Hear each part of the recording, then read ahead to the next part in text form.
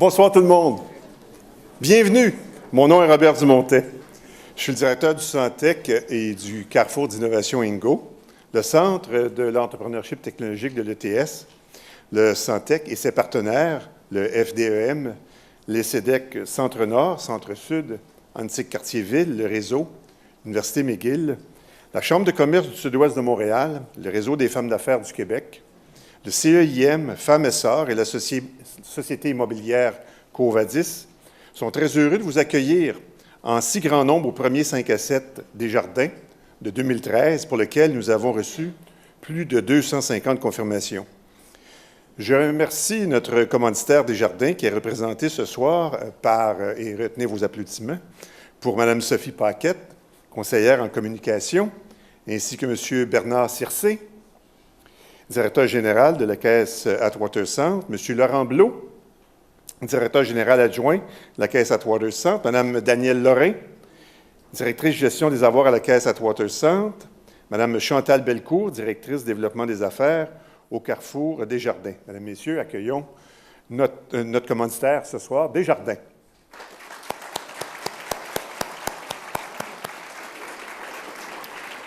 Je remercie également M. Sabin Boily, qui est directeur de l'innovation et des relations avec l'industrie à l'ETS, qui nous accueille gratuitement dans les locaux de l'ETS ce soir. Notre objectif en créant ces événements est de vous supporter dans le démarrage de vos projets d'entreprises technologiques par le réseautage de création et la création de nouvelles occasions d'affaires.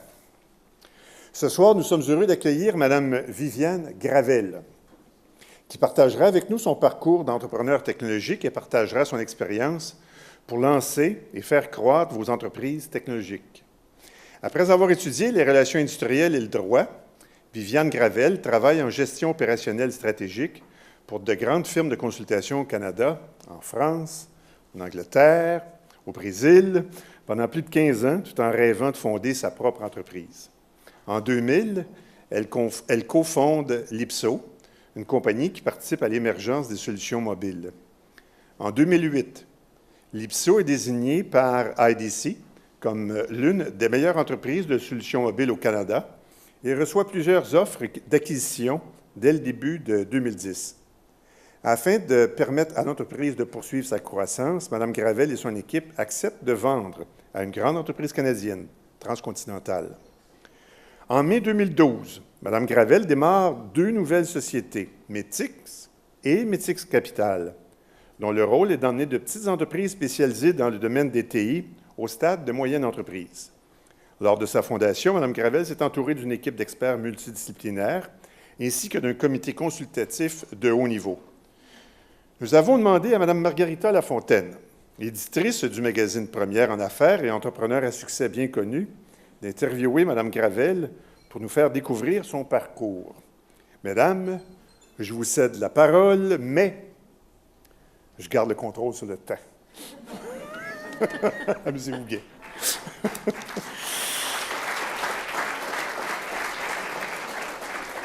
Alors, merci, M. Dumontet. Bonsoir, Viviane. Bonsoir, mesdames. Bonsoir, messieurs. Alors, Viviane, on se connaît depuis 5 ou 6 ans. Je t'admire tout ce que tu as fait comme femme entrepreneur. En fait, je t'ai connue dans le cadre, justement, on a fait un portrait sur toi et Lipso dans Première en affaires il y a quelques années. Alors, je suis vraiment contente d'être ici ce soir, d'avoir l'opportunité de te présenter à toutes ces personnes. Alors, pour mettre le projet en contexte et tout, parle-nous au début de ta carrière un peu. Qu'est-ce qui t'a... qu'est-ce que tu as étudié? Où tu as eu ta première job? Et qu'est-ce qui t'a amené finalement? Ça a été quoi le cheminement vers l'entrepreneuriat?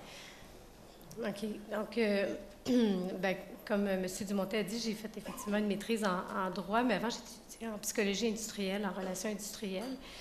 Donc, pas le profil normal pour démarrer une entreprise, mais ça a toujours été mon rêve de démarrer une entreprise. Puis, au cours de mes emplois, j'ai travaillé chez KPMG dans un cabinet d'avocats. J'ai aussi travaillé pour Spectra Télécom.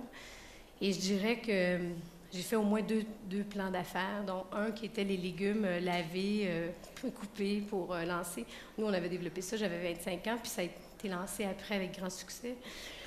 Puis, on avait aussi travaillé sur d'autres modèles, mais à chaque fois, on avait des promotions, un meilleur salaire. Donc, c'était difficile de laisser, de démarrer une entreprise. Puis, finalement, à un moment donné, quand j'étais chez Spectra Télécom, c'était une entreprise qui installait les réseaux d'infrastructures télécom, puis on savait que la prochaine vague après Internet, ce serait les solutions mobiles. Alors, j'ai eu l'opportunité de démarrer l'IPSO. Et puis, je me suis dit à ce moment-là, je n'avais pas d'enfants, je me suis dit, c'est le temps ou jamais. Si je ne le fais pas là, je vais le regretter toute ma vie. Alors, j'ai fait le saut. Qu'est-ce que tu faisais chez Spectra? Chez Spectra Télécom, Oui. c'est une entreprise qui appartenait à 50 à SNC-Lavalin, puis à Télésystème. Donc, essentiellement, j'étais vice-présidente de développement organisationnel. On négociait avec les différents pays pour soit restructurer les compagnies qu'on avait démarrées au Brésil ou démarrées en France pour les organiser, mais aussi qui sont en ligne avec les règlements de... Dans les coms, dans le sans-fil. Dans le sans-fil. Dans le sans-fil.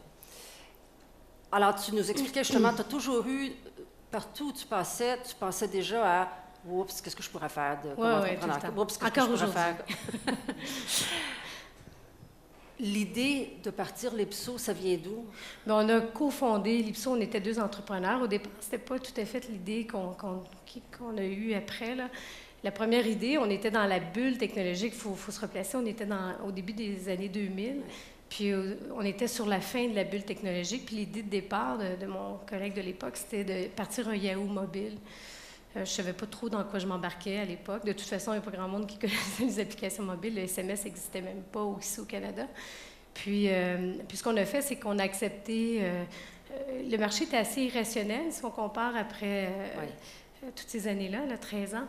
On avait fait un plan d'affaires, on recevait des offres de financement, on a même reçu, on n'était même pas incorporé, il y a quelqu'un qui nous a approché pour acheter la compagnie, ce qu'on ne voit pas du tout maintenant. Finalement, je me suis dit, si c'est bon pour les autres que je ne connais pas, ça va être bon pour ma famille. Donc, mes amis, ma famille voulaient investir, alors on a pris le Love Money, puis on a décidé de démarrer avec eux. Alors, vous avez fait un plan d'affaires à 2, vous avez commencé à en parler informellement, les gens vous ont approché, puis finalement, c'est avec la famille, parce que quand même, une entreprise en technologie, ça demande beaucoup d'investissement, ça demande beaucoup de préparation. On n'était pas en technologie avec la première idée. La première idée, c'était plus dans le trend de la nouvelle économie, là. Je dirais que c'est après avoir déposé les chèques des amis de la famille que le marché des TI Télécom s'est mis à tomber. Puis là, je me suis dit, si on ne réussit pas à passer la période, la crise économique, on était dans une traversée du désert, il n'y avait absolument plus rien qui se passait au niveau de l'Internet puis des solutions en technologie. Donc, c'est là que j'ai rencontré des concurrents en Europe, des concurrents un peu partout, puis on a vu qu'il y avait une opportunité pour développer une technologie. Puis la logique était vraiment simple. Moi, mes parties de Noël, c'était rendu des réunions d'actionnaires. Alors, je voulais m'assurer qu'on développe une technologie, puis que si jamais il arrivait quelque chose, puis qu'on n'était pas capable de survivre, au moins, on pouvait vendre la technologie, puis rembourser mes amis, ma famille. Mais donc, au début, vous aviez reçu de l'argent sans vraiment avoir un produit sur lequel investir. Oui, c'était même pas... même l'idée, c'était un service. C'était même pas une technologie au départ. Wow! Ça se produirait plus comme ça aujourd'hui. Non. Moi, quand je t'ai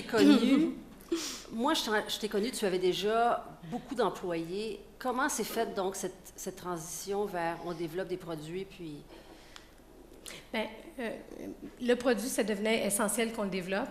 À force de rencontrer des gens, je me souviens, chez Émergis, j'avais rencontré Brian Edwards à l'époque, qui m'avait dit, justement, il y a une opportunité là pour développer la technologie qui fait le pont entre les réseaux IP et les réseaux SMS pour pouvoir diffuser des contenus. Et c'est de lui, dans le fond, qu'on a décidé de dire, OK, c'est ça qu'on règle comme problème. Donne-nous un exemple pour que tout le monde comprenne, là. Quand on a fait le premier vote SMS dans Star Academy, ça prenait ce pont-là. Quand on vote avec son téléphone cellulaire, ça allait s'afficher sur soit l'écran de télé, soit sur des sites Internet. Donc, pour communiquer entre les entreprises et les gens en mouvement, ça prenait un pont comme ça. Donc, nous, on a développé un routeur intelligent qui dispatchait les messages selon le numéro de téléphone avec le minimum d'informations. C'était la première technologie. Puis ça, vous avez été capable de le financer avec l'argent, le Love Money qu'on appelle, l'argent de famille? Le Love Money nous a permis de développer pendant 2 ans. Wow. Mais en 2002, On était près de la faillite, là. On était essoufflés, là. On avait épuisé tous les fonds. La technologie avait beaucoup avancé. On avait développé quelque chose d'intelligent. Sauf que là, ça nous prenait du financement pour aller en pré-commercialisation. L'autre défi qu'on a eu rendu à la pré-commercialisation, c'est que ça prend un client. Puis pour avoir un client, ça prend du financement parce que dès qu'on a un client, on doit livrer, puis ça prend des employés. Puis là, on était rendu tellement essoufflés que j'avais mis les employés temporairement mis à pied. Puis il me restait 2 serveurs en dessous du bureau qui n'étaient pas tellement beaux, là. C'était pas les serveurs les plus beaux. Donc, pour aller chercher des clients, ça prenait l'argent. Pour aller chercher du financement, ça prenait des clients. Donc, ce qu'on a fait, c'est qu'en l'espace... moi, je me suis dit, tout ce que je veux, c'est est-ce que j'ai tout fait pour regarder mes amis dans les yeux puis leur dire j'ai tout fait. Puis finalement... Puis j'ai perdu votre argent. non, je ne l'ai pas perdu. Ou je l'ai perdu, mais j'ai tout fait. Finalement, quand on se dit ça, finalement, on n'a jamais tout fait. Puis ce qu'on a fait, c'est qu'en l'espace d'1 mois, on a signé une alliance avec l'Institut international des télécoms, qui, eux, avaient des laboratoires ici à Bonaventure. Là. Donc, c'était des laboratoires très James Bond. Là. C'était vraiment high-tech, avec les portes étaient vitrées, ça ouvrait automatiquement, avec des beaux rack mounts. Donc, on a signé une entente en 2 semaines avec eux. Ensuite, on a été sélectionné comme finaliste contre une entreprise internationale qui développait ici pour faire justement les applications de Rogers, les applications de fidélité, de Star Academy, toutes ces choses-là. Donc, Rogers, on était finaliste, puis ils voulaient venir visiter nos bureaux, ce qui n'était pas possible. Alors là, on a fait notre présentation à l'Institut international des télécoms, on a présenté notre solution, on a fait la démo, ça marchait. Après, ils ont visité les laboratoires de l'Institut, puis ils ont demandé aux gens, ils sont où les serveurs de l'IPSO. Puis le monsieur de l'Institut, il a dit, ils sont là-bas, là. Mais effectivement, ils étaient derrière le mur, mais c'était mais c'est connu, cette histoire-là. Là. Et finalement, Rogers nous a sélectionnés. Puis suite à ça, Bell a dit, comme il y avait besoin d'une solution comme la nôtre, et on dit, comme Rogers les a déjà évalués, on ne va pas perdre notre temps, on va tout de suite prendre l'IPSO. Donc, on s'est retrouvés en l'espace d'1 mois avec 2 clients. Donc là, on est allé voir, il y avait 2 capitaux de risque qui discutaient entre eux pour investir dans notre dossier, mais ils voulaient faire une alliance entre eux. Mais là, on leur a dit non, on va n'en prendre qu'un. Et là, pour une entreprise qui était presque en faillite, la valorisation de l'IPSO a monté jusqu'à 5 millions post-money. Et on est rentré aussi avec l'aide du CNRC. Puis je dirais, pour le financement, il y a eu André Gauthier aussi, parce qu'on est allé chercher un investisseur privé André Gauthier était le fondateur, le G de LGS, qui avait monté son entreprise vendue à IBM, mais en investissant dans notre compagnie, il venait crédibiliser la technologie. Oui. Donc, puis le CNRC venait aussi crédibiliser la technologie, puis il nous a aidés à faire des brevets, puis nous conseiller dans ce sens-là. Donc, le capitaux de risque était le dernier joueur à rentrer, mais il est rentré avec toutes ces conditions-là. Parle-nous un peu de tes alliances, les alliances que tu as faites, formelles, informelles. Qui t'a aidé dans ton cheminement? Tu as parlé d'un partenaire au début. Est-ce qu'il est resté du début à la fin? Non, 2 ans. Puis après, on l'a racheté. Je suis restée 5 ans après, toute seule. OK. Alors, 2 ans avec un partenaire. Est-ce que on a mentionné un comité consultatif tantôt. Oui. Tu t'es entouré de gens. Comment ça s'est passé? Bien, quand on a vu que la bulle technologique s'éteignait, ce que j'ai fait, c'est que je me suis dit, on va aller chercher des gens qui ont réussi dans le monde des affaires. Puis, c'est pas parce qu'on est en technologie qu'il ne faut pas faire de l'argent. Fait qu'on va aller voir ceux dans des domaines connexes qui ont réussi, puis s'ils peuvent nous aider à réussir. Alors, j'ai frappé à la porte à l'époque, c'était Normand Beauchamp qui avait eu Astral, pas Astral, il avait vendu Astral, mais il y avait Radio Énergie. Donc, il y avait tous ces gens-là, lui, Georges Rossi. Donc, c'était tous des gens qui venaient de la radio. Mais pour nous, ça nous permettait d'avoir une idée de comment ça fonctionnait, comment on peut faire des modèles de revenus qui marchaient dans ce monde-là, puis comment on a pu les transposer dans notre propre milieu de technologie. Entre autres, l'idée de faire un partage de revenus avec les opérateurs, c'est venu un peu de ces conseillers-là. Puis, on est arrivé avec une approche novatrice pour les opérateurs quand il a été le temps de demander à avoir une connexion directe sur leur réseau. Et quand on est arrivé avec un modèle de partage de revenus, là, on dit, eux, au moins, ils ont un modèle qui tient la route. Est-ce que ces gens-là, il y avait une relation formelle avec eux ou au début, il était comme membre du conseiller. Non, j'avais créé un conseil d'administration avec eux. Puis après, quand il y a eu le premier financement avec André Gauthier, le CNRC et le capital de risque, ils ont tous investi eux. Donc là, ils sont devenus des actionnaires. OK. Donc, la première ronde de financement, s'est faite à ce moment-là, la vraie... En 2002. OK.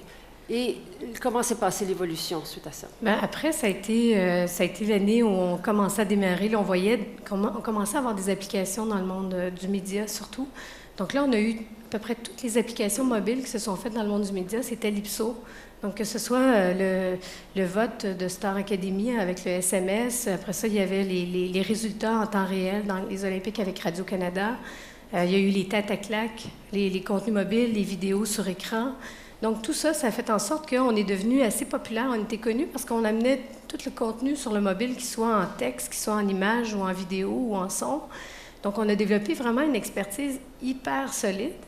Et là, ça nous a donné une belle carte de visite parce qu'en fait, le monde du média, c'est souvent bon, beau, pas cher, pas loyal. Donc, il faut prendre la carte de visite, il faut aller chercher l'expertise, mais il faut en sortir aussi, il faut être capable d'aller dans d'autres créneaux. Et nous, on a décidé à ce moment-là d'aller vers le monde du transport aérien. J'ai rencontré l'aéroport de Montréal. On a eu un premier contrat en 2006 avec eux, 2005-2006. D'ailleurs, le service existe encore, mais c'est les alertes de retard de vol. Après, eux-mêmes nous ont introduits à Air Canada. Air Canada, là, à ce moment-là, avait l'idée de faire des codes, des cartes d'embarquement.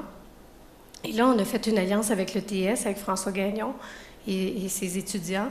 Puis, parce que tout le monde nous disait, on ne serait pas capable d'aller chercher Air Canada, on était trop petits. Donc, ce qu'on a fait, c'est qu'on est allé chercher justement des gens qui étaient des experts dans ce domaine-là pour renforcer, puis avoir des experts qui disent aussi que c'est notre façon, c'est notre technologie qui est la meilleure aujourd'hui. Parce qu'il faut se dire que là, on concurrençait contre des joueurs beaucoup plus gros, IBM, Sabre. Donc, là, à ce moment-là, dû au fait qu'on avait une alliance signée avec l'ETS, on a fait une démo en laboratoire ici, à l'ETS, avec des étudiants qui avaient des cartes d'embarquement sur leur téléphone puis qui passaient devant un scanner, puis ça fonctionnait. Puis quand les dirigeants de Air Canada ont vu ça, ils ont signé un prototype avec nous, 2 prototypes, puis un contrat qui dépassait les millions. Donc, et ça, quand on a fait ça, on a déposé un brevet avec l'ETS. Et puis là, ça nous a donné une notoriété internationale. Là, on a été appelés à présenter nos solutions à Star Alliance en Allemagne. Puis là, on compétitionnait vraiment contre des gros joueurs. Là, c'était plus... On était quand même juste 35 employés, mais on compétitionnait contre des gros joueurs. On a commencé à développer l'Europe. On a eu des contrats de cartes, des speed pass, en français, là, mais... Puis on a développé aussi le dernier contrat qu'on a fait, c'est le paiement mobile des parcomètres. Donc après ça, c'est sûr qu'on a eu en 2008, comme on disait, on a été nommé parmi les 10 entreprises les plus novatrices au Canada. Et en 2010, sans qu'on soit à vendre, on a reçu 3 offres en même temps d'acquisition. Mais on dirait que vous aviez le vent dans les voiles et tout. Pourquoi vendre dans ce cas-là, à ce moment-là? Bien, en fait, on avait le vent dans les voiles, effectivement, tout allait bien, mais en même temps, c'est pas la même partie développée contre des gros joueurs, contre IBM. Au début, ils te laissent aller, parce que être le premier, des fois, c'est ouvrir le marché pour les autres en arrière. Puis une fois que le joueur a fait le chemin, bien après, il essaie de copier, donc ils vont le faire. Ça, on l'a vécu. Des fois, signer avec des gros joueurs comme Air Canada, tu peux prendre ton envol, mais tu peux aussi crasher. Là. Donc, il faut vraiment... ils te choisissent parce que tu es le meilleur dans ce que tu fais, mais après ça, il faut que tu livres comme si tu étais IBM. Puis ensuite, au niveau politique aussi, eux, IBM, peuvent se permettre de faire ta plateforme à moindre coût pour aller chercher quand c'est stratégique pour eux. Donc, pour nous, ça devenait important qu'il y ait un joueur stratégique qui vienne nous donner du souffle pour permettre de concurrencer des gros joueurs. Puis, à l'époque, quand la vente s'est faite, c'était ça que je me disais, oh là, je vais retourner voir les gros joueurs, puis ça ne sera pas avec les mêmes moyens, là. Moi, je voulais concurrencer IBM. Qu'est-ce que tu as trouvé de plus difficile dans tout ce projet d'entrepreneuriat? Bien, c'est sûr que quand c'est fini, tu t'oublies tous ces côtés-là. Hein? Tu penses juste au bon moment. Moi, je dirais, être entrepreneur, c'est les sports extrêmes. Hein? C'est l'adrénaline. Hein? Quand ça va mal, ça va très mal. Mais quand ça va bien, ça va très bien. Puis ça, tu le recherches tout le temps. Ça devient... Fait que moi, quand j'ai eu fini, c'est sûr que j'étais chez moi. Puis à un moment donné, je dis à mon conjoint, je dis c'était quand même fun, hein, l'IPSO.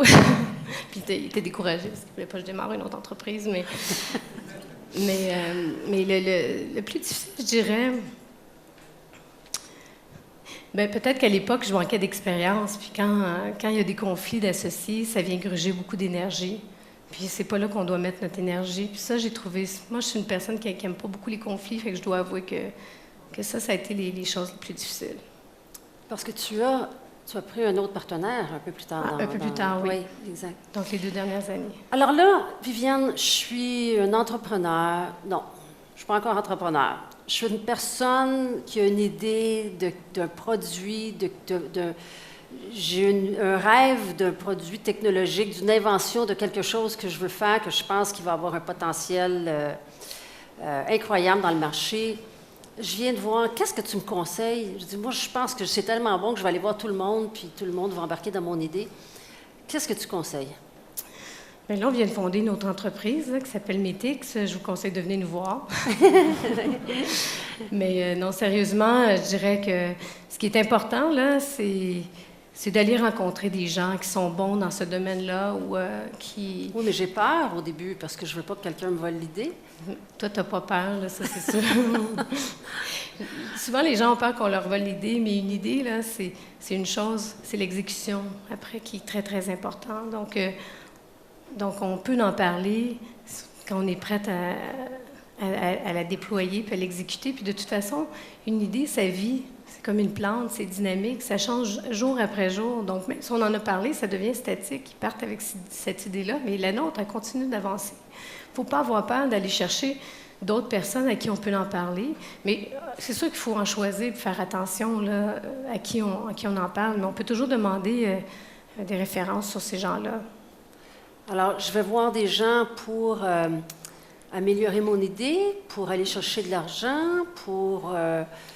Mais le premier élément, moi, je pense, c'est la vision. Là. C'est sûr que d'avoir une idée claire, il n'y a pas de vent favorable pour les voiliers sans destination. Le premier step pour nous, encore aujourd'hui, puis dans l'IPSO, c'est ce que je dirais dans l'IPSO, là, c'est le fait qu'on a eu toujours la même vision qui a fait en sorte qu'avec 1 million, on a survécu à des concurrents qui avaient des 100 millions de financement. Mais même quand les vents ne soufflaient pas dans le sens où on voulait s'en aller, on s'en allait comme ça, on y allait en zigzagant, mais toujours avec l'idée d'aller, on s'en allait là. Puis le marché, à un moment donné, nous a donné raison. Je dirais, c'est important, parce qu'avoir une bonne vision, ça inspire confiance. Ça donne de l'énergie aussi pour les gens qui vont s'associer. Puis après, c'est de démontrer qu'on est capable d'exécuter. Après, je dirais... c'est de chercher il y a des gens qui peuvent nous aider au niveau de la technologie, au niveau de l'innovation. Il y a des gens qui peuvent nous aider au niveau de la commercialisation. C'est souvent là qu'on a une petite faiblesse. Puis, le financement vient après. Parce qu'il faut finaliser vraiment ces éléments-là qui mettent beaucoup de valeur à l'entreprise. Puis après, on va chercher les partenaires financiers. Des fois, c'est trop facile d'aller chercher le financement, mais là, notre plan n'est pas clair, notre vision n'est pas claire, donc les financiers ne veulent pas embarquer. Mais si la vision est claire, que notre plan sur 3 ans est clair, diagnostic est bien fait, stratégie bien faite, le plan financier est bien fait. À ce moment-là, c'est facile de faire un montage. On sait qui on doit développer, puis on peut développer des clients, signer des clients, puis faire le montage en parallèle. Mais au moins, vous allez moins vous diluer, puis vous allez aller chercher des partenaires stratégiques. Mais pour quelqu'un qui commence à aller chercher 1 million, ça a l'air quand même d'un énorme obstacle. Moi, je ne recommanderais jamais d'aller chercher 1 million en commençant. Oui, plus petit. Plus petit. On commence plus petit que ça. Plus petit. Aujourd'hui, tu as choisi, si je comprends bien, Métix, tu as choisi d'accompagner l'entrepreneur, mais tu choisis des entreprises qui sont déjà établies, qui ont déjà commencé, qui ont déjà un produit, une certaine vision, et tu veux les amener de là à une grosse croissance. Si j'ai déjà une entreprise qui fait 1 million, 2 millions par année de revenus, pourquoi que j'ai besoin, c'est quoi mes défis à ce moment-là? Pourquoi que j'ai besoin d'aide pour m'amener aux 10-15 millions? Mais en fait, il y a une problématique parce qu'il y a plus d'entreprises, il y a 79% d'entreprises qui sont des petites entreprises au Canada, donc c'est 97%. Donc, c'est vraiment qu'il y en a, puis il y a un article de la BDC qui est sorti il y a 2 semaines qui dit que les moyennes entreprises sont en voie de disparition, qu'il y a un déclin de l'entreprise moyenne. Nous, notre objectif, c'est d'accompagner les entrepreneurs, de prendre à 1 million, 3 millions, puis de leur faire le saut jusqu'à la moyenne entreprise. Donc, s'il y a un déclin sur la moyenne entreprise, ça veut dire qu'il y a un besoin. Puis quand on rencontre les gens, nous, ce qu'on a vu, c'est que l'entreprise commence à aller bien, ils font des revenus, mais depuis 3 ans, ils ne font pas plus de revenus que, disons, 3 millions. Puis ils veulent aller plus loin, mais ils n'y arrivent pas. Donc, nous, on arrive, puis souvent, quand tu es entrepreneur dans ce stade-là, si tu fais des ventes, ça ne livre pas à l'interne. Si tu livres à l'interne, ça ne fait plus de ventes. Donc, tu deviens que tu es essoufflé, puis tu n'as pas le temps de voir qu'est-ce qui... Et souvent, c'est un manque au niveau du marketing et des ventes, une compétence qui manque pour faire ce saut-là. C'est pas le produit, c'est pas le... Bien, souvent, le produit, des fois, il y a des entreprises qu'on a vues qui avaient une belle technologie, mais ils ne l'ont pas valorisée. Elle est belle, mais elle est cachée dans un coin. Alors, on la sort, on la met en valeur, on va travailler avec des universités pour aller chercher des edges technologiques, mais dans la force de ce que... Nous, Métix, ce qu'on fait, essentiellement, on travaille sur 3 éléments. C'est l'innovation, la commercialisation, le financement, dans le bon ordre. Donc, essentiellement, c'est que l'innovation, on va essayer de pousser le maximum des compétences physiques de ce qu'on peut faire avec ce qu'ils ont pour cristalliser leur know-how, puis faire quelque chose d'encore mieux qui va les amener à un niveau international.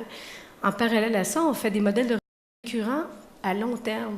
Donc, ce qui est important, c'est de s'assurer, on regarde la concurrence avec toute notre équipe, on va faire de l'évaluation, on va même appeler les concurrents, on va demander des prix, on va faire des démos avec eux, puis on va avoir beaucoup d'informations, puis on va dire, voici, il y a une opportunité, une proposition de valeur ici, puis un nouveau modèle de revenu qu'on pourrait faire qui va faire en sorte qu'on va faire des revenus récurrents à long terme. Puis là, ça va devenir possible d'augmenter de plusieurs millions. C'est encore vous avez des yeux neufs à une situation. Donc, encore là, l'importance de s'entourer de différentes personnes qui peuvent voir des choses que peut-être quand ça fait trop longtemps qu'on est dedans, nous, on les voit moins. J'étais curieuse aussi je ne réalisais pas que tu avais été impliquée ou que tu avais fait un partenariat avec l'ETS depuis si longtemps, mais quand on pense justement à recherche, développement, l'entreprise privée a de plus en plus de difficultés à financer ça. Qu'est-ce que tu as trouvé dans l'ETS qui t'a aidé à aller plus loin? Bien, l'intelligence, là, premièrement. Souvent, on a des gens... Si on trouve des professeurs qui sont passionnés, nous, on a travaillé avec François Gagnon, c'est un passionné, il est vraiment... Puis j'aime beaucoup travailler avec lui. Mais souvent, il va écouter une entreprise, puis il va dire, vous devriez faire ça, vous avez cette force-là, donc il va le faire facilement. Pour le financement, il y a plusieurs façons de financer le fédéral. Au niveau, il y a le CNRC, le PARI, il y a d'autres programmes de recherche qu'on peut faire ensemble. Mais aussi, c'est qu'on perd beaucoup moins d'argent quand on le fait avec des gens qui nous amènent tout de suite à une solution technologique. Des fois, c'est beaucoup moins coûteux, puis on peut travailler aussi avec des étudiants. On a accès à des recherches aussi en travaillant avec l'université. Moi, je crois beaucoup au partenariat. Je l'ai vécu. On a profité, on a eu un beau succès à travailler avec l'université. Est-ce que c'est plus facile ou plus difficile de partir une compagnie en technologie? Moi, je trouve que d'autres choses? Non, je trouve pas. Moi, je trouve que c'est bien plus facile. Ah oui, c'est quelque chose qui... Si on a des bonnes idées, je trouve que oui, effectivement, il y a toujours une façon. Il y a tellement de choses qu'on peut faire dans ce marché-là. Puis il y a des belles entreprises au Québec, c'est souvent méconnu. Pourtant, même encore, on dit qu'il y a moins d'entrepreneurs au Québec qu'au Canada. Donc, on a la responsabilité d'encourager ça. Mais nous, on a rencontré des entreprises dans l'imprimerie 3D, nanotechnologie. Il y a des jeunes entrepreneurs ici qui ont démarré.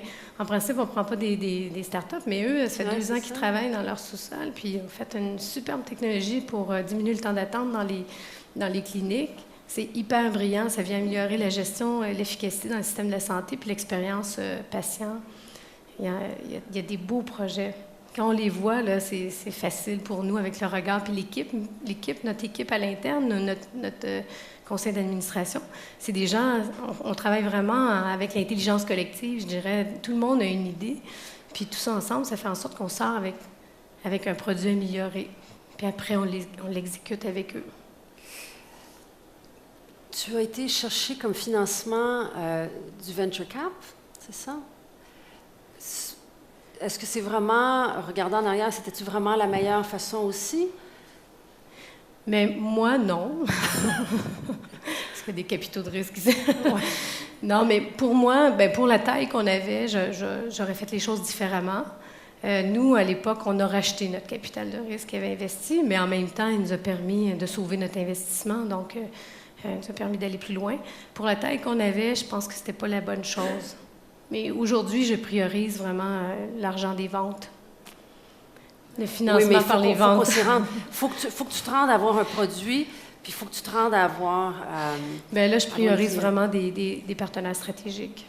qui n'emmènent pas juste de l'argent, mais aussi, même les partenaires comme Paris, comme les subventions, c'est des partenaires qui contribuent pas juste à mettre de l'argent, mais qui contribuent à nous amener plus loin. Puis ça, c'est ça qui est important. C'est d'avoir des partenaires comme ça. L'important, c'est encore de bien s'entourer. Parce que souvent, les gens qui ont une idée, qui sont capables de voir la technologie, ne sont pas nécessairement les meilleurs vendeurs. Bien, ça, on le remarque souvent au Québec. Mais souvent, ils ont des très belles idées, des belles technologies, puis on se fait bypasser par des joueurs américains qui ont des technologies moins bonnes que les nôtres. Donc, il faut avoir de l'audace, puis il faut vendre. Puis nous, on le fait, on l'aide les entrepreneurs, puis après ça, bien, les entrepreneurs deviennent de plus en plus autonomes, mais les ventes... Il ne faut pas avoir peur d'appeler des grosses entreprises puis d'aller... Quand tu as commencé, est-ce qu'un de vous deux, est-ce que vous étiez complémentaires, toi et ton partenaire? Oui, on était complémentaires. On était un qui était plus technologie, moi j'étais plus... C'était pas toi. C'est pas moi. Non. Mais je suis devenue bonne en technologie. Oui. Mais donc, toi, tu étais celle qui fonçait, qui faisait le commercial et lui développait. Donc, encore l'importance de le faire... Pourquoi dis-tu que tu ne partirais pas une autre entreprise comme entrepreneur? Comme l'IPSO. Une autre entreprise? Bien, parce que je l'ai vécu, puis je veux vivre autre chose aujourd'hui. Mais au début, j'ai failli refaire la même chose, mais repartir une entreprise de zéro, moi, je veux apprendre. Puis je trouve qu'aujourd'hui, j'ai la chance de travailler avec Métix, mais c'est plusieurs l'IPSO. Donc, je retrouve la même adrénaline, autant de plaisir à travailler avec eux, puis dans plusieurs domaines. Donc, j'apprends énormément. Donc, je pense que l'élément à apprendre puis en plus, on travaille avec Métix Capital dans du financement privé. Donc, des montages, ça, c'est le fun aussi. C'est quelque chose que j'ai développé comme compétence, puis je peux le faire, mais je peux le multiplier, en faire bénéficier plus de gens. Ouais. Bien, moi, je trouve ça super intéressant. Je ne sais pas si on a des questions, s'il y a des gens qui aimeraient, qui ont des questions pour Viviane. On a quelqu'un Manon, qui est autour ici, qui a un micro. Voilà. Et on a 4 questions. Il y a une dame ici en avant. Oui, puis il y a une autre dame derrière. 1, 2, 1, 2.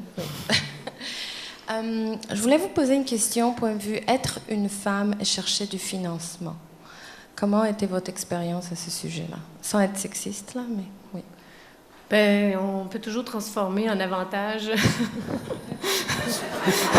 Non, je pense que c'est mieux de t'expliquer, là, parce que... Le fait d'être une femme. Mais moi, j'ai pas ressenti je dirais que comme entrepreneur, j'ai pas senti que j'étais plus une femme ou un homme ou qu'il y avait plus de facilité à aller chercher de financement si c'était une femme ou un homme. Moi, je suis très focus sur le résultat. Mon résultat, c'est d'aller chercher de l'argent. Puis, qu'est-ce que vous voulez entendre pour que je rencontre mon objectif? Donc, ça a été vraiment ça. Puis,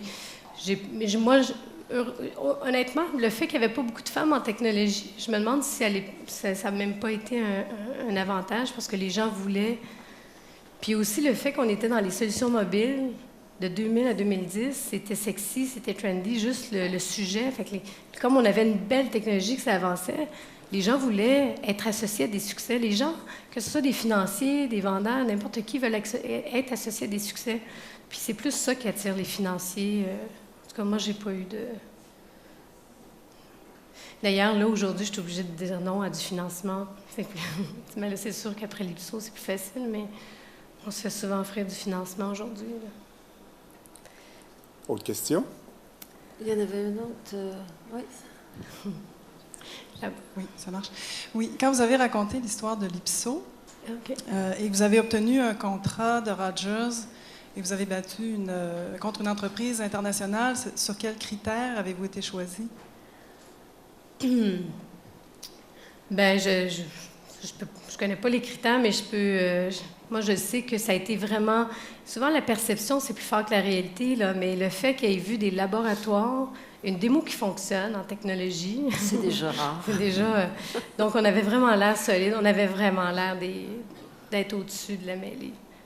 Puis, d'ailleurs, le compétiteur international, j'avais été l'approcher parce que moi, j'avais vraiment besoin d'un contrat, alors j'avais demandé si on ne pouvait pas faire une alliance, passer par le chemin plus facile, puis il a dit non, fait que ça m'a encore plus... Je dirais que ça a été un élément déclencheur pour aller le chercher. Je ne me souviens pas des critères, mais je suis allée, on l'a signé. Autre question? Oui, derrière.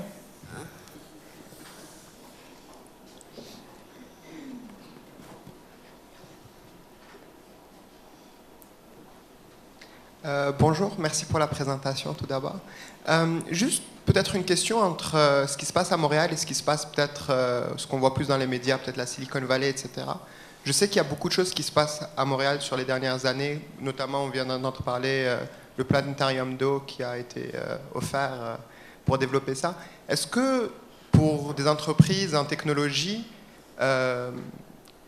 comment pourriez-vous comparer ici et là-bas pour quelqu'un qui veut se lancer en affaires ou quelqu'un qui a déjà un projet, une démo, vous parliez de démo tantôt, en termes de communication et d'accès aux capitaux, est-ce que ça serait peut-être pas plus intéressant peut-être d'avoir un pied entre les deux ou d'aller voir là-bas qu'est-ce qui se passe? Moi, je n'ai pas développé là-bas. J'ai démarré l'entreprise ici, fait que je ne peux pas vraiment comparer. Je n'ai pas vécu l'expérience. Par contre, je dirais que quand on démarre une entreprise avant tout, puis je pense que le vrai réflexe qu'on doit avoir, c'est de bâtir une entreprise avec un vrai produit qui va être vraiment demandé puis qui va générer de la vraie argent avant de penser au financement. Puis c'est ça qui est important, puis d'aller chercher des partenaires stratégiques qui sont prêts à nous revendre, puis aller chercher des vrais clients. Le financement, c'est secondaire pour moi. C'est pas une région où on va se lancer. Je pense qu'à Montréal, on a toutes les ressources pour démarrer des belles entreprises internationales. Il y a quelqu'un qui insiste pour poser une question derrière. Bonjour. Ce serait quoi votre conseil à des jeunes entrepreneurs pour accéder à des subventions? Appelez. Allez voir Paul Villeneuve, Emploi Québec. Non, mais elle peut vous organiser un meeting avec tous les gens qui donnent des subventions en même temps. Là, mais non, effectivement, appelez. Ils en cherchent des dossiers, hein, ils cherchent des beaux dossiers. Donc, je vous dirais de préparer bien votre dossier avant parce qu'ils aiment bien avoir des beaux dossiers bien préparés avec des belles prévisions, puis une vision claire avec un plan d'action clair. Mais une fois que vous êtes préparé, il y a au niveau du provincial, Emploi Québec en premier, MDEIE, là, ils n'ont plus d'argent, mais sinon, en fédéral, CNRC, il y en a beaucoup. Faites des alliances avec des universités, ça va vous crédibiliser encore plus pour crédit d'impôt et d'autres projets, d'autres subventions de recherche. Je pense qu'il y avait une question ici en avant aussi. OK. Une dernière. Une dernière. Oui, bonjour. J'aurais juste une petite question. Est-ce que vous pensez que la technologie est plus avancée en Europe par rapport ici au Canada et aux États-Unis? Bien, ça dépend dans quel secteur, mais oui, effectivement, dans le secteur de la mobilité à l'époque, nous, quand j'ai démarré, il y avait, en Europe, ils étaient 2 à 3 ans en avance sur nous. L'Asie était 5 à 10 ans en avance de nous. Donc, ça dépend, j'imagine, de tous les secteurs. Il faut encore là, à chaque fois qu'il y a des éléments moins en faveur de nous, c'est comment on les transforme en éléments positifs, comment on peut aller chercher une alliance là-bas, mais avec de l'exclusivité ici, puis comment on peut les dépasser après, là, mais je pense qu'il y a encore beaucoup de choses à faire malgré nos avancées technologiques. Bien, merci beaucoup, mesdames. Merci beaucoup.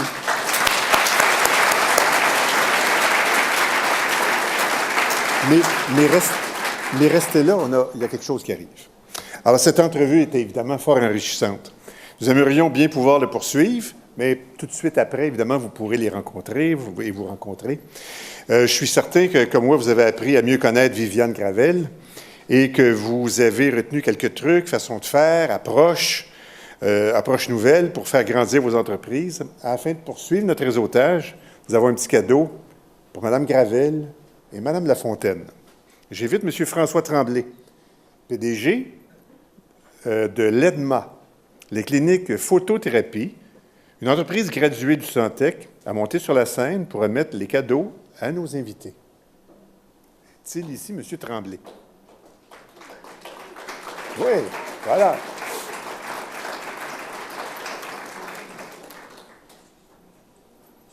Oui. Merci, M. Tremblay. Merci beaucoup. Félicitations. Alors, comme je vous l'ai précisé au début, notre objectif en créant cet événement est de vous supporter dans le démarrage de vos projets d'entreprise technologique par le réseautage et la création d'occasions d'affaires. Dans quelques minutes, je vais vous inviter à vous diriger vers la salle des pas perdus qui est à votre droite. Voici la procédure. Vous trouverez des stations identifiées par des couleurs et des domaines d'intérêt. Sur votre cocarde, vous pouvez voir un point de couleur qui s'harmonise avec la couleur de votre station. Je vous invite à joindre votre station pour échanger avec les individus qui partagent le même intérêt que vous.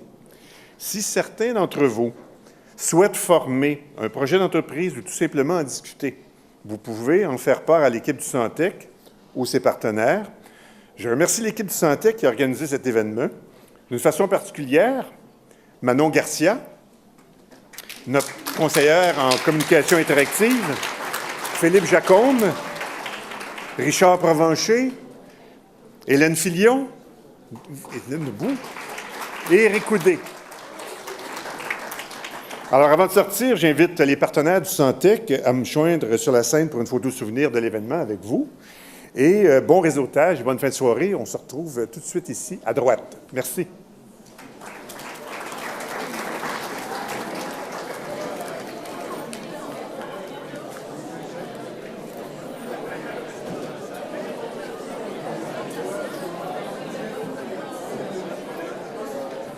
La chanson